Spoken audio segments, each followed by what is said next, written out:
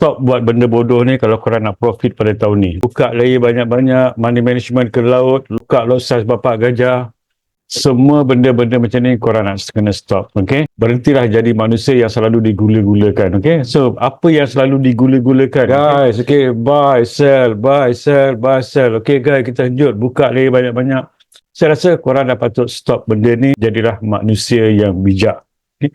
Kerana yang digula-gulakan itu adalah account dummy, alright? Itu adalah account dummy, alright? Okay, bila price masuk dalam zone, apa yang korang perlu buat adalah jaga money management, lot size dan juga winning ratio korang. Sebab sini M15 dekat sini, apabila price masuk dalam zone sahaja, tak kisahlah korang nak buy ke, sell ke, dua-dua tak kisah, asalkan korang boleh jaga korang punya entry, korang ikut money management, lot size dan juga winning ratio korang. So sebagai kalau korang nak sell dekat sini, price breakout, so that means dekat sini kalau ada 50 USD atau 100 USD, buka 0.01 satu layer sahaja. Nampak tu?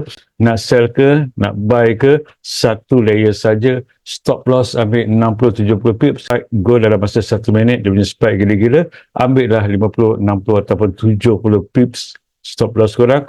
Profit korang ambil satu nisbah 3, ambil win 100, 150 ataupun 200 pip. Sebab gold dia spike gila-gila. Itu cara korang control money management dan juga lot sales, right?